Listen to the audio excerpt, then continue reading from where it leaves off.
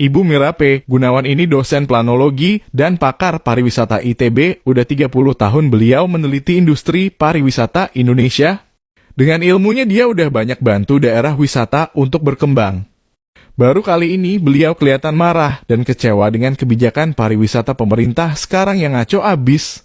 Tapi sekarang juga pariwisata itu menjadi agenda politisi lah. Ya, saya tidak tahu bagaimana 10 destinasi prioritas atau 5 super prioritas itu dipilih. Tidak pernah ada naskah akademiknya. Kalau sasarannya adalah mau meningkatkan jumlah wisman yang sebesar-besarnya, kenapa yang dipilih kok sekian banyak itu taman nasional? Dan by definition mereka kan harus dibatasi. Ini sudah tidak cocok yang dipilih dan yang diinginkan. Yang diinginkan wisatawan sebanyak-banyaknya, yang dipilih kok taman nasional dan UNESCO Heritage.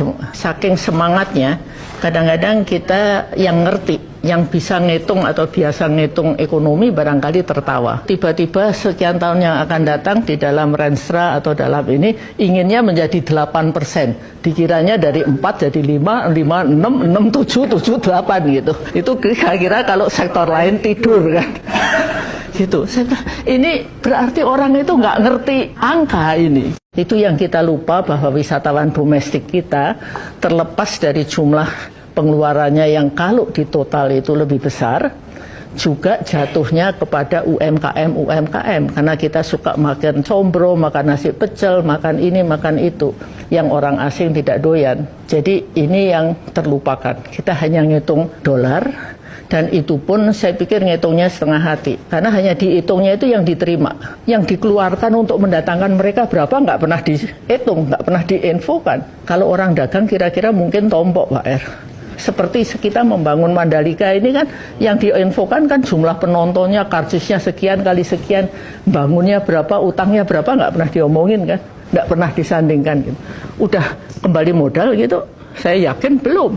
Kita berkoar-koar mengatakan 2019 kita ingin 20 juta, 5 tahun sebelumnya semua orang yang berkecimpung di pariwisata sudah mengatakan nonsens gitu. Tapi Pak Menteri dengan dalih ditugasi Pak Jokowi itu sangat entusias. Kok 20 juta, ternyata tercapai 16 juta.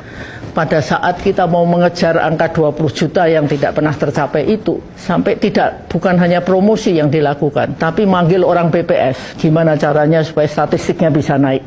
Mulailah dihitung itu pelintas batas, termasuk orang yang dari Timor Leste masuk ke Timor. Lumayan banyak, lumayan lah naik dikit gitu. Tapi toh nggak kekejar juga gitu ya. 2019 itu ada metode baru yang dipakai. Kalau kita pakai metode lama, sebetulnya 2019 itu agak turun. Dan kita tahu bahwa seluruh kabupaten ada di Taman Nasional. And yet pemerintah mengatakan kita ingin 500.000 wisatawan mancanegara ke Wakatobi. Perkembangannya dalam 10 tahun terakhir ternyata cuma 23.000. Bagaimana bisa nyulap dari 23.000 suruh jadi 500 ya.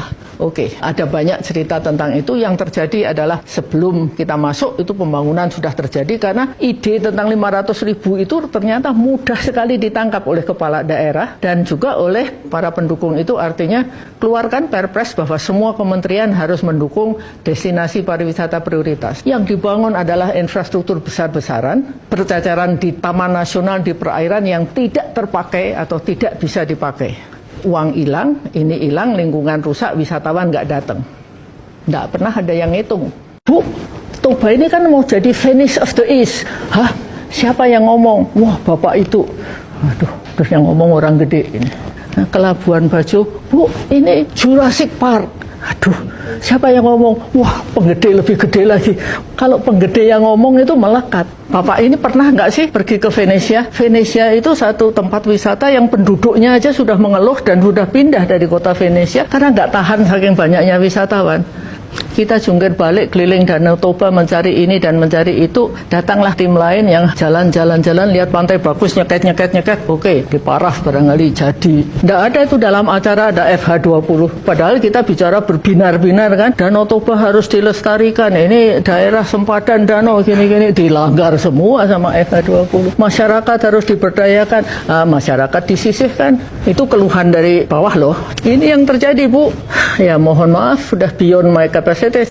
Ini juga saya belajar dari Pak Ardike. Beliau selalu mengatakan kepada orang Bali, yang kita kembangkan itu pariwisata untuk orang Bali, bukan pariwisata di Bali. Ya, saya meminjam ini untuk mengatakan kita kembangkan pariwisata untuk Indonesia, bukan di Indonesia. Saya berhasil membujuk salah seorang penulis disertasi untuk meneliti kebocoran pariwisata di Bali. Temuannya adalah bahwa tingkat kebocoran hotel-hotel bintang 4 dan 5 di Bali itu di atas 50%, terutama hotel-hotel yang international chain.